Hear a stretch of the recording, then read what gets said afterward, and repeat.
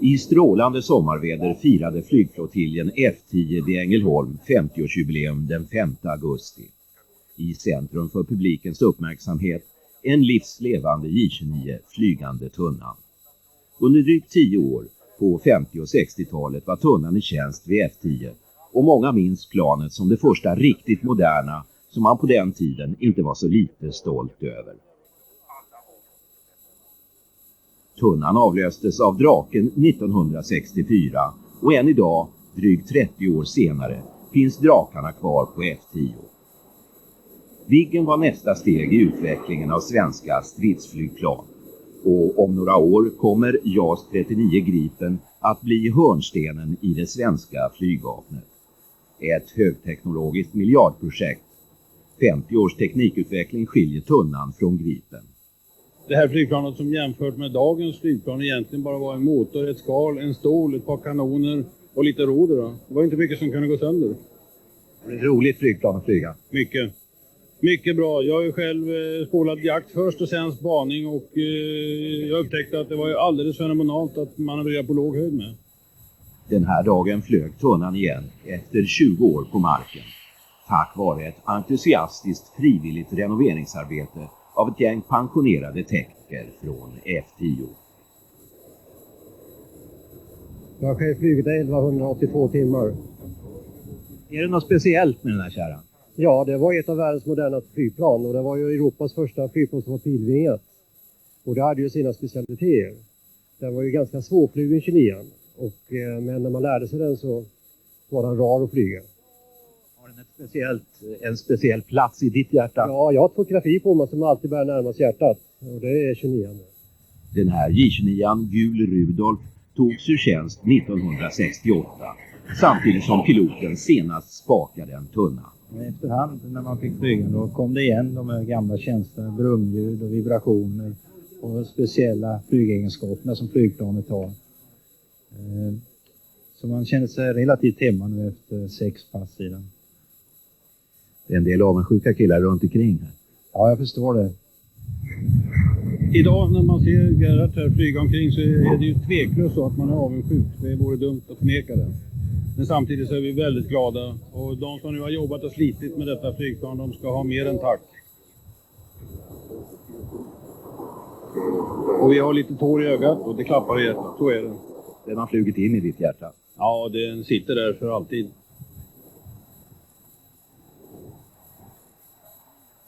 Ja, det är fantastiskt skönt att se Saran och se att den är så skick och allting. Det är skönt att se den i luften och höra ljudet. Det värmde att se den igen. Ja, verkligen. Jo, ja. Jag skulle gärna vilja flyga den om jag fick chansen.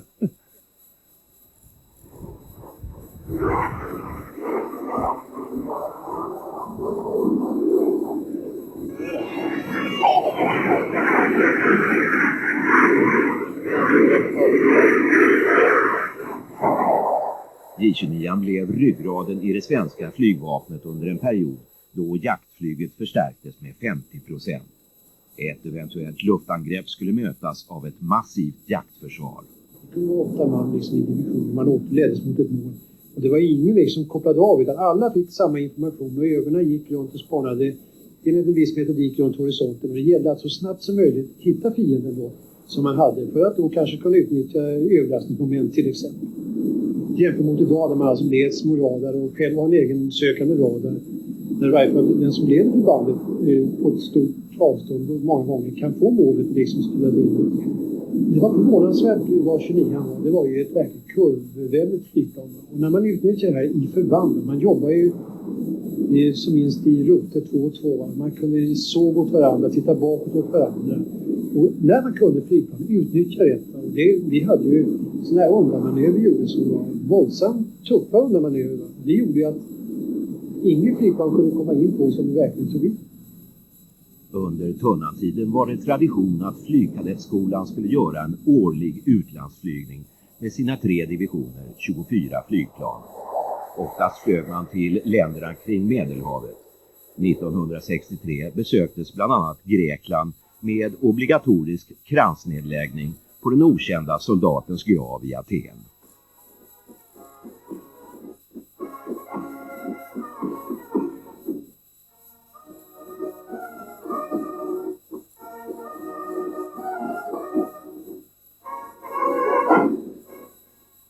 En av flygvapnets mest spektakulära insats var för FN i Kongo i början på 60-talet. Ett 10-tal J-29 sattes in för att skydda FNs marktrupper vid den tidigare belgiska kolonins oroliga omvandling till självständighet.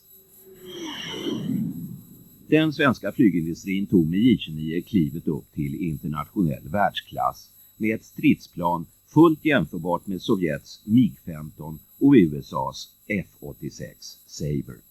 Dåvarande flygvapenchefen Bengt Nordenskiöld formulerade kraven. Det var i september 1945 när flygförvaltningen bestämde sig för en specifikation, alltså en kravlista på nästa jaktflygplan som ju skulle vara jetdrivet. Och där man även antydde en möjlig motor som vi skulle kunna få tillgång till. Det var rätt hårda krav de ställde gentemot vad som fanns på den tiden. Ja, det var det. Det skulle vara en högre fart än något hittills flygande plan bland annat. Och sen skulle det ju vara både lätt och billigt, men ändå ha en väldigt massa utrustning. Motorn, en engelsk de Havilland Ghost, skulle licenstillverkas av Svenska Flygmotor i Trollhättan. Ghost-motorn var ganska trind och J-29 fick därför konstrueras lite tjock om midjan. Vingarna var ju de första utkasten raka, men blev senare mer högfartsanpassade med bakåtsvepning. Ja, det är en blandning av tur och uppmärksamhet.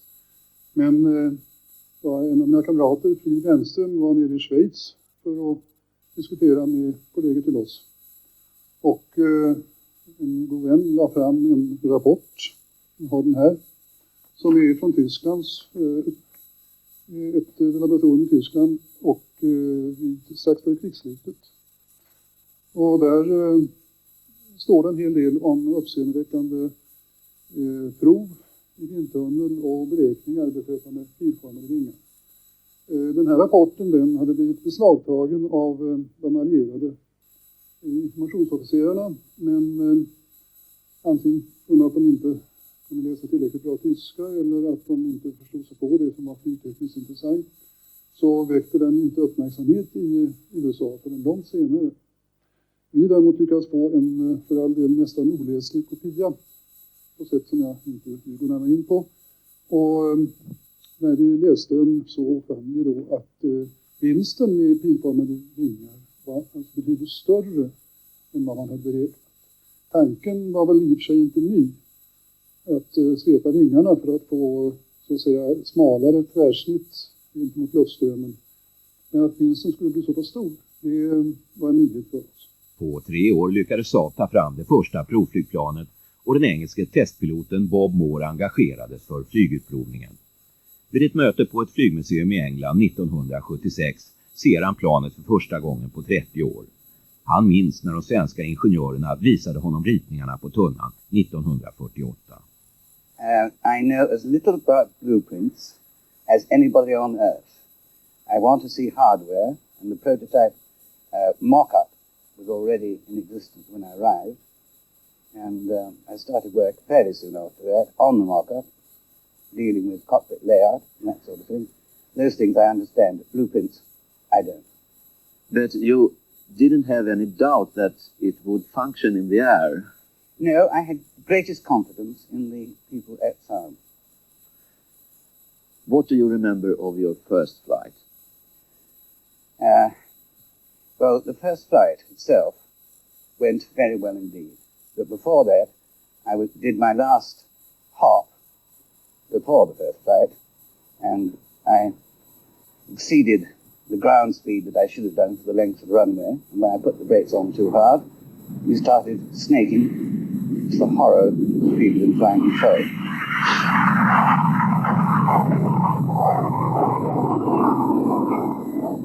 Moore fick flygplanet till att slingra så att landstället fick ganska mycket stryk.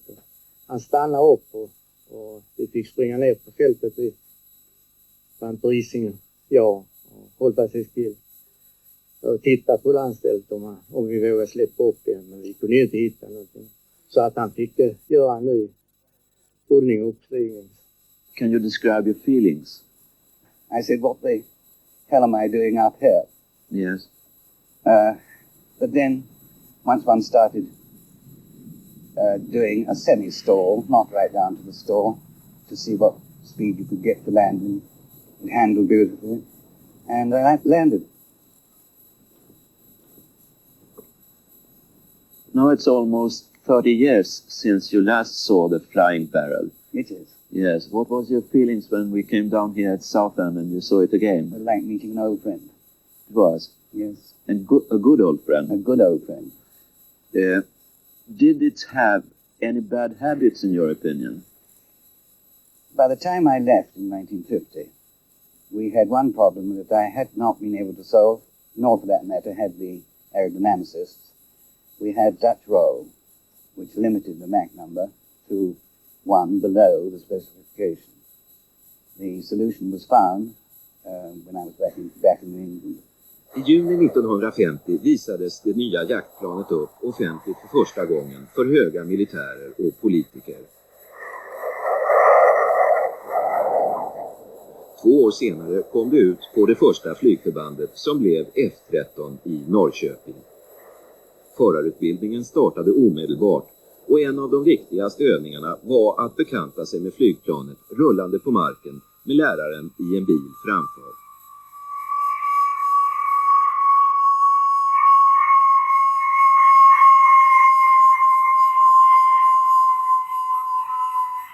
För starten fullt tillbaka.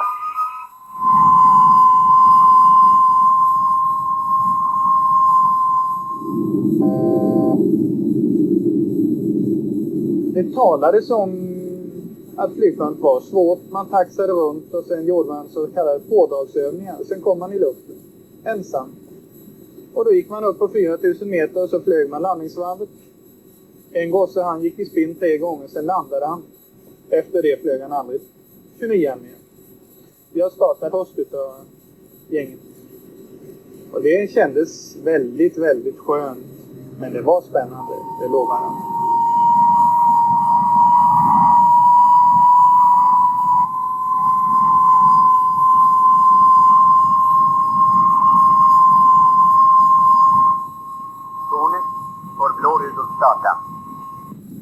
Blå Rudolf, ja. Den första ensamflygningen med tunnan glömmer förarna aldrig. Med flyglärare och elever som kritiska åskådare ute på fältet gällde det att komma ihåg läxan. Radiokontakt med marken var det enda stöd man hade. På säker höjd fick eleven öva landningsförberedelser före den första riktiga landningen.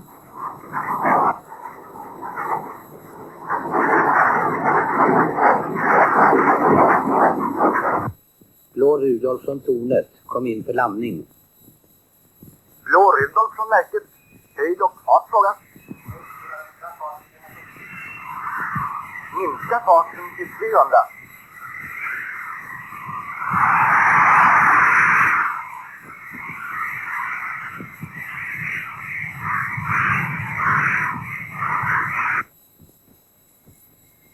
Blå Rudolf ligger för lågt.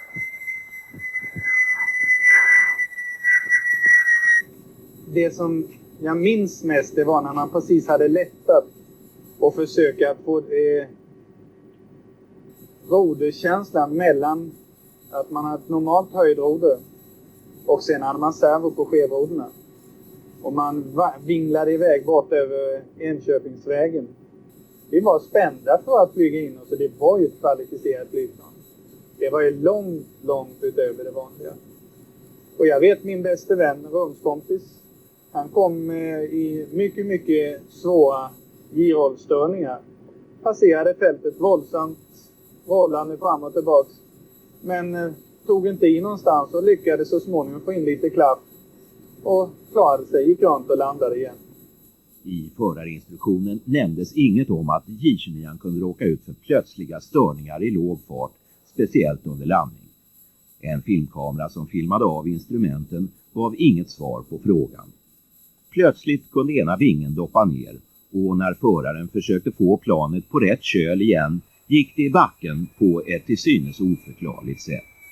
Många piloter omkom och tunnan fick under en period dåligt rykte som ett farligt flygplan. Man flyger orent så att luften kommer så här. alltså flygplanet mot luftströmmen.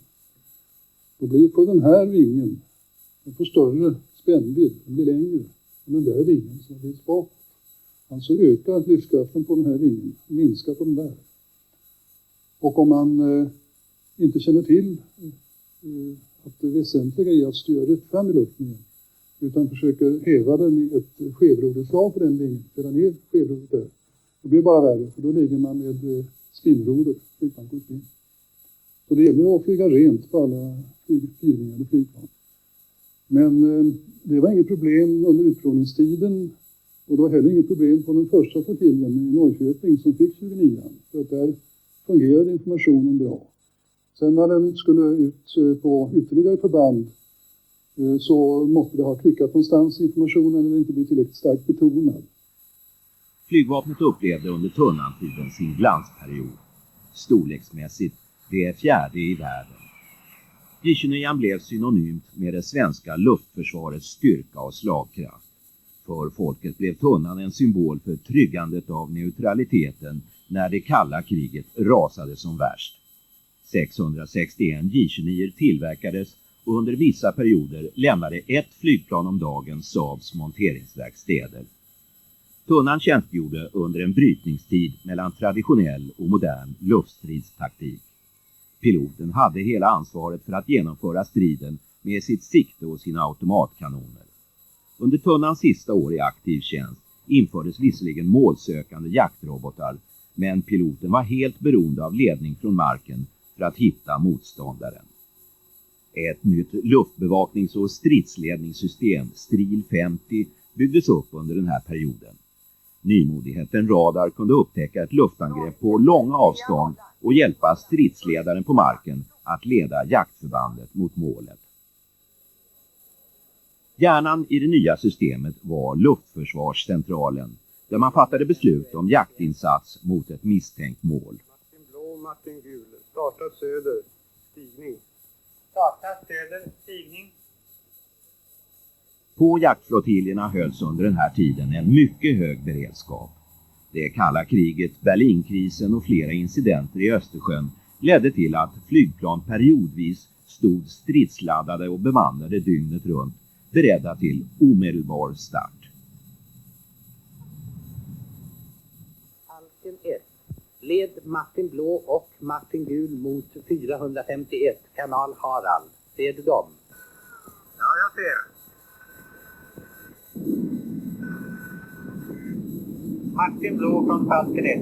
Fienden klockan 1, avstånd 60. Höjd 80, styr 120. Uppfattat. Anfallskriering. Väl i luften leddes sedan planen av radarjaktledaren fram till ögonkontakt med målet. Flygplan klockan 1. Nordförband.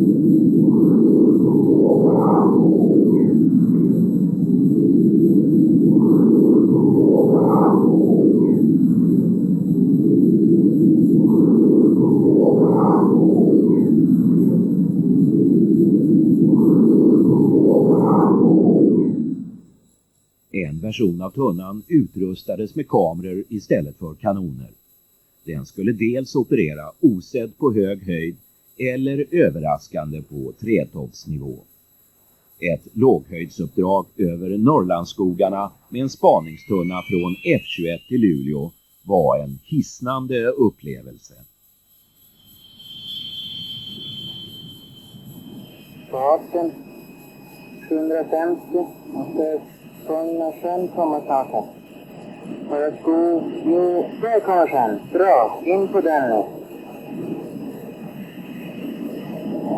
Följ hon ett där nu. Där är hon. Nej. Jo, det är hon. Vägen där. Bra.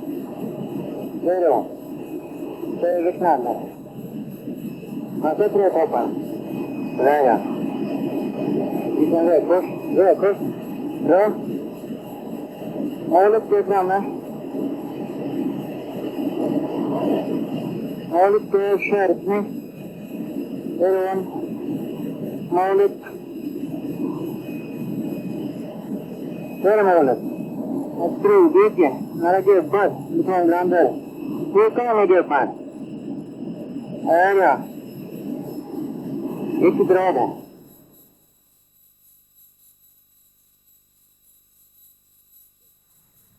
J-29 demonstrerade sin fältmässighet under de mest skiftande förhållanden. Det här är bilder från en flygvapenövning 1956. Under hela tjänstgöringstiden i flygvapnet pågick en ständig utveckling av tunnan. Senare versioner utrustades med efterbrännkammare som gav motorn extra dragkraft. Detta tillsammans med en ombyggnad av vingen höjde toppfarten till nära ljudets. Förutom jakt- och spaningsversioner byggdes även 29 i attackutförande beväpnad med raketer.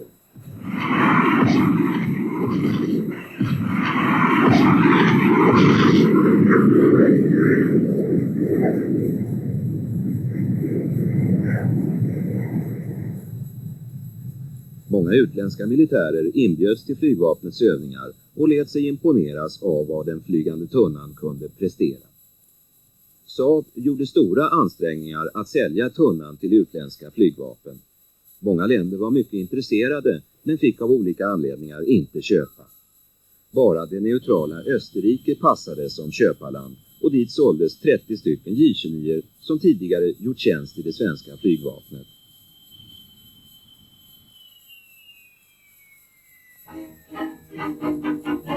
Flygväderlekstjänsten i Nyköping har spått fint väder uppåt Norrland och flygstaben har gjort slag i saken. Här ska slås rekord.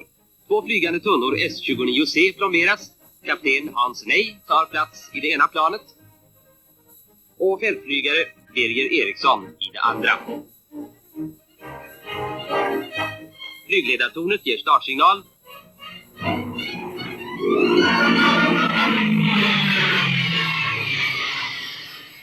Tunnan slog 2 världsrekord i hastighetsflygning, något som väckte en hel del uppmärksamhet på hemmaplan och stärkte känslan av ett slagkraftigt flygvapen.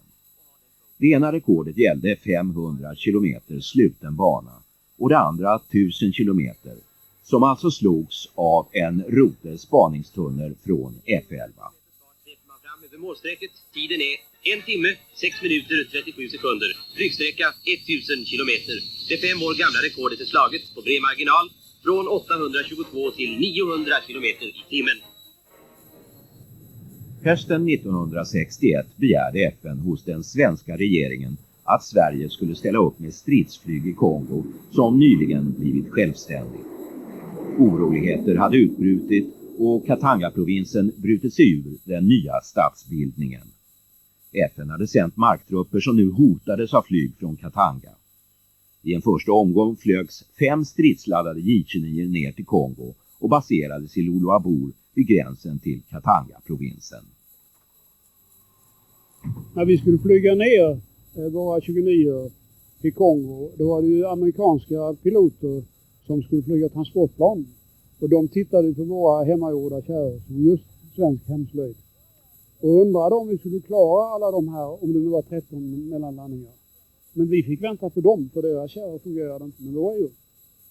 Vi hade 10 flygplan som mest var. De skulle vi sköta rätt igenom varje dag. Alltså motorbyten, det var stora översyner som gjordes. Och det var alltså fast anställda tekniker och våra värnpliktiga.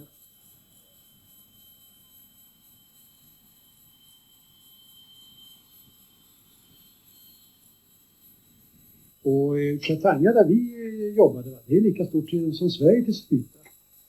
Och många tyckte att vi var vansinniga som gav oss på detta. Det var aldrig någon som tvekade om det hela. Men det var ju också en sak som var väldigt fin med 29. Att det var ju väldigt användbar, både som jaktflygplan och som attackflygplan. Vi hade ju ganska tung bestyckning som attackflygplan. Vi hade ju raketer 50 cm, 8 stycken, plus att vi hade gått om 20 meter avstånd. Vi hade ju 400 skott. Det var ju vår huvudsakliga uppgift att slå mot materiel och slå ut materielen som fanns på marken. Och då helst utan att få personella skador. F-22, den svenska flygstyrkan, skulle i första hand oskadliggöra Katanga-flyget och samverka med FNs markförband. Mest handlade det om att styrkedemonstrera, men vid flera tillfällen sattes tunnorna in i kraftiga attacker mot bland annat flygbasen vid Katangas huvudstad Kolwezi. Vi startade tidigt på morgonen, hade bra väder på Kamina. När vi kom ner så var det låg molnbas, väldigt låg molnbas, och vi flög några mil österut och gick ner i under. Och i fredstid så flyger man inte så lågt knappt när det är bra väder som vi fick göra där. Och hur lågt var det? Ja, det var lågt. Och men 29 gick att flyga på låg höjd. Och det gjorde vi, och vi mötte en SK-16 som vi försökte skjuta på. Och en rotorchef fick en träff i den, men vi hittade den inte mer och den hade senare landat på ett annat fält. Men den var satt ur stridbart skick? Ja. Sen när vi kom fram till Kolwezi så sköt vi. Och det är nog inte många flygplan går att skjuta med på så låg höjd som vi hade och var tvungna att ha som det var där. Och efter ett antal anfall så fick vi avbryta för att vi hade fått träff i bägge flygplanen. Så vi föredrog att flyga hem igen, och delvis ändrade vi taktik när vi fick för mycket moteld. Då måste man ju försöka göra något annat för att klara sig. Men utbildningen som vi hade, det räckte väl till där nere. I augusti 1976 firade flygvapnet sitt 50-årsjubileum som blev en tack- och adjöföreställning för J-29 vid en flygdag på Malmen. Redan 1967 hade tunnan gått ur krigsorganisationen som egentligt stridsflygplan. Det var med sorg i hjärtat som många tidigare tunnanpiloter och tekniker bevittnade den sista landningen. J-29 hade blivit en legend redan under sin livstid och hade stort symbolvärde. Det tycktes snålt att inte bevara något exemplar i flygbart skick, men den ekonomiska verkligheten tillät inga flygande tunnor i framtiden av nostalgiskäl. Men kärleken till tunnan fick ett antal pensionerade tekniker vid F10 i Ängelholm att ändra på historieskrivningen. 1992 fick de överta ett museiflygplan som stått i Flygvapenmuseets förråd sedan 1968. En gång i tiden hade det tjänstgjort på F10 som Gul Rudolf. Tunnan skulle i luften igen till flottiljens 50-årsjubileum den 5 augusti 1995. I mars återkom Gul Rudolf till F10, nyrenoverad men i delar för att monteras ihop på flottiljverkstan. Ja, det är lite grann som en gammal vän som har kommit hem, va? Precis. Nu ska vi se om de får ihop delarna. Det är väl ganska mycket att göra fortfarande, men jag tror nog att de grejer det. Det är jag säker på. Och det är du som kommer att vara den järve piloten. Jag hoppas det. Det skulle vara hemskt kul om jag får flyga den faktiskt. Jag är inställd på det. Ja. Du har flugit J-29 förut? Ja, jag flög den 67-68. Den sista flygningen jag gjorde var från Italien och hem efter en utlandsflygning. Är det som att se en gammal vän? Det är det. Jag har varit och tittat på den ett antal gånger nu i vinter, så att jag väntar på att den ska bli klar. Ja. Ligger hemma och pluggar förarinstruktion? Ja, jag var tvungen att hålla på att ta ett civilt certifikat eftersom den ska civilregistreras. Så jag måste greja det först.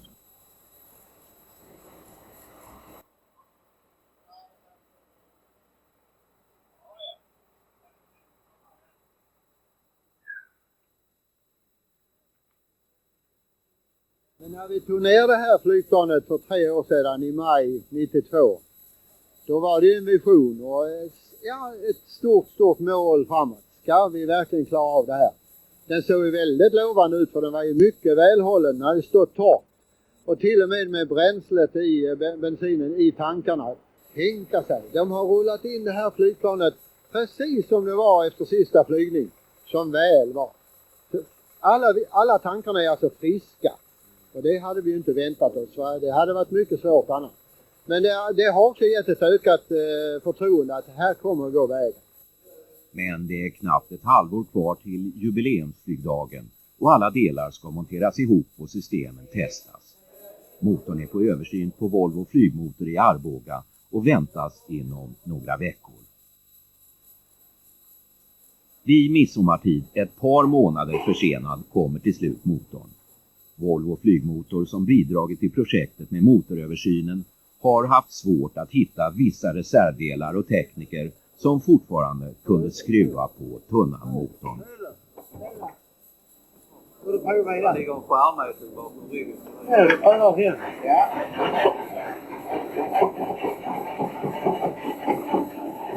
Intressant. Det köper vi. Det köper vi. Det är bra. Det är snöja det, ja. Ja, visst. Det var. Super. Okej.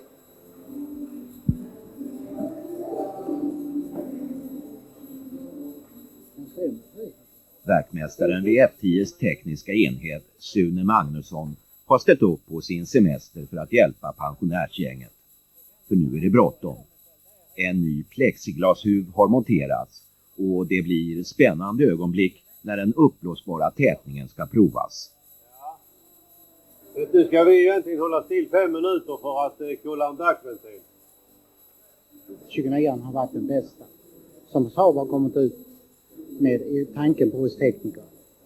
Att tänka sig att man ska kunna lätt serva den och komma åt överallt. Rätt så lätt och enkelt. Det är ju 30 år sedan vi hade den. Hur mycket sitter kvar i baknacken? Det vet man.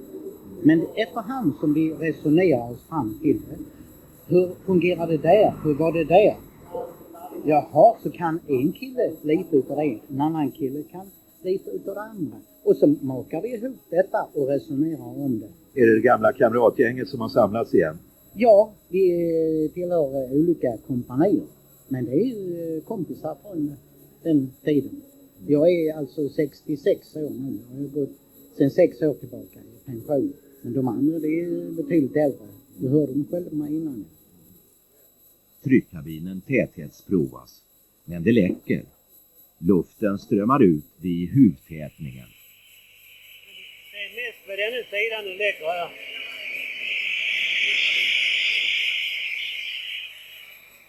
Men en koll i verkstadshandboken lugnar farhågorna. Allt är som det ska och läckaget helt normalt för J29. Nu för han fram gasen och då kommer det till knäppa i startupventilen. Det knäppte va? Ja. Du ska blåsa i ledningen nu. Tända nu. Tände lampan? Nej, jag har inte tänt den nu. Ja, så. Ja, nu ja. En sista genomgång av hydral- och bränslesystemen skapar viss förvirring. Men allt visar sig fungera som det ska. Det är knäppor i startupventilen. Hörde ni med knäppning där? Ja, jag har hört knäpp. Ja. Nu ska du blåsa i ledningen. Ja. Kan du blåsa där uppe nu? Ja, jag vill faktiskt kunna lösa. Återstår att starta motorn. Den har inte varit igång på 28 år.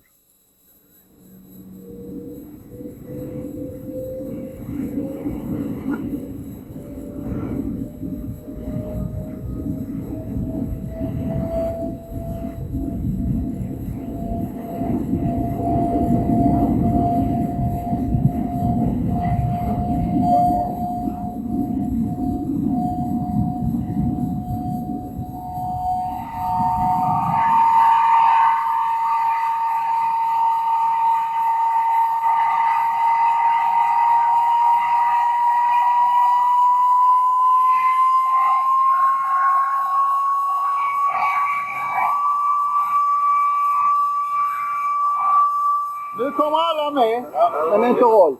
Jag hugger huvudet av det. Ja. En till. Ja. Tar du ut hela vad gör med flyg? Jag tänkte skicka den så fort som möjligt. Kan vi ta en allvarlig också? Hos tillverkaren Saab görs en allra sista koll om krutladdningen till katapultstolen fortfarande håller måttet. Ja, god morgon. Välkomna. Idag ska I29 i luften. Efter flera års arbete är det dags. Det ska bli kul. Ni vet era uppgifter. Ni har fått väder. Det är gott väder. Perfekt väder för det här. Vi har 2 SK60 med. Klas. Gul 2. Följeförare. En sista briefing före premiärflygningen. Det är den 11 juli, knappt en månad kvar till jubileumsflygdagen. Nu måste allt klaffa, annars är drygt 3 års arbete förgäves. Jag kommer att starta svänga vänster efter start, svänga över fältet, gul 2 ansluter och kolla fartmätaren vid 500. Sedan kommer jag stiga upp mot Hörnsjöområdet till 6000 meter, göra vissa kontroller. Sedan kommer jag att planera ner mot Laholm och göra motorkontroller på 4000. Jag kommer göra en trimkurva på 4000 meter. Jag kommer gå ner till 1000 meter och göra motorkontroller, trimkurva. Därefter så kommer U2 in igen och ansluter på mig. Jag kommer att göra en fingerad landning på höjd omkring 1500 meter och tar ner farten successivt med landningsklart flygplan till 250 km/h. Och jag vill klart att du stämmer av farten med mig hela tiden. Därefter flyger jag runt Bjärhalvön och går in mot fältet. Ni lämnar mig vid Grytskären. Och sedan så kommer jag göra ett eller ett par varv över fältet. Går ut igen. U2 ansluter. Följer mig in i varvet. Och är följeförare i ett stort landningsvarv. Jag strävar efter att landa direkt i första landningen. Jag kommer ha bränsle för att kunna göra minst 2 landningar eller pådrag om det behövs. Min strävan är att landa med minst 400 liter bränsle kvar.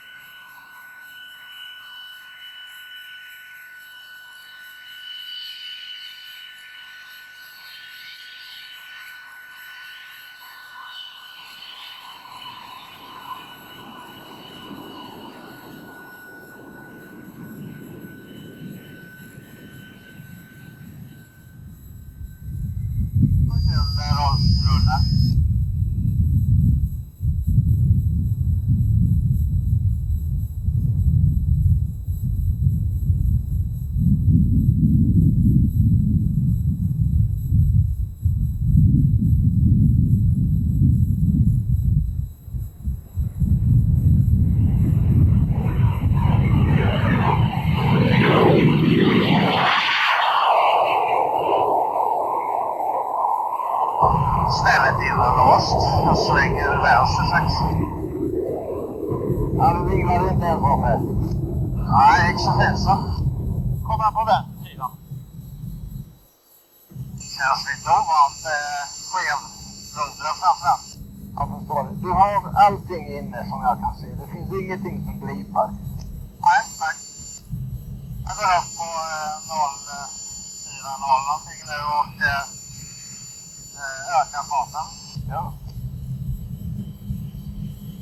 Ja, gul Rolf 1, 2 och 3. Då kan ni lämna från allmän kontrollen av 3245. 3245 sista. Malmö, gul Rudolf eller Rolf? Gul Rolf, Malmö. Ja, jag ligger med 260 bakom och över åsen nu. På höjden strax 1500 stigen.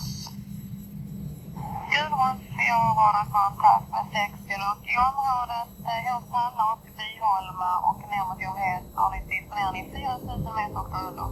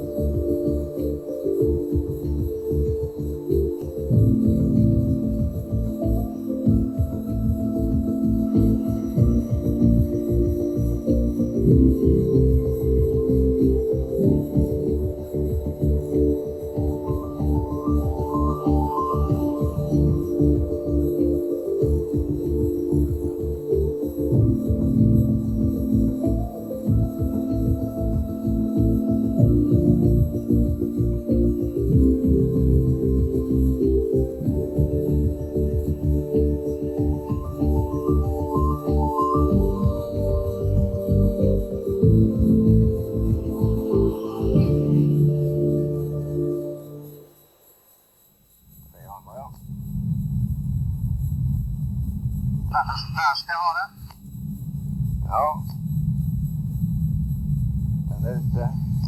Minska farten 250. 270, 265, 260. 255. 150 ja det där. 260 har jag. 250 har jag.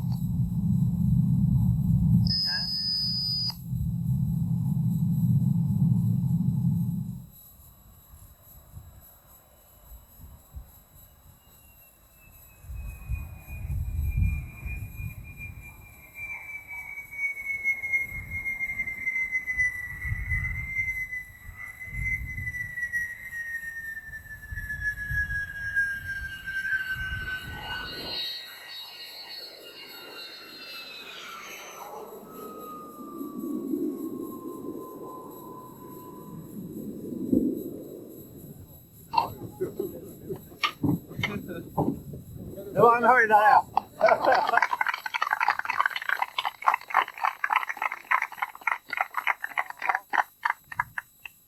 Ska jag säga någonting? Ja, jag skulle vilja tacka er alla som har gjort det här fantastiska jobbet med den här kärran.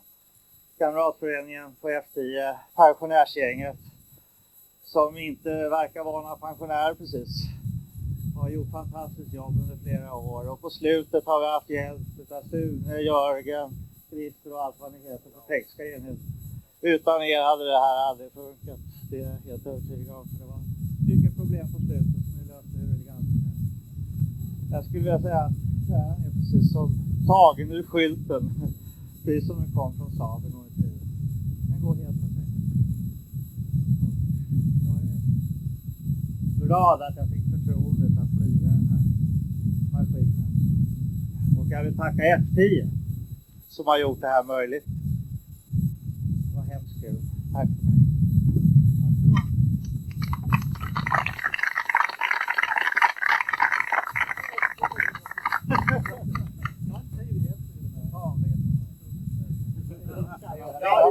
Ja, det med.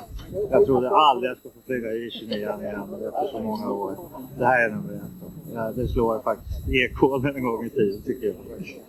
Det är så otroligt fantastiskt tycker jag. Tack. Ja, det är blandat. Ja, det var. Tack för er. Hallå.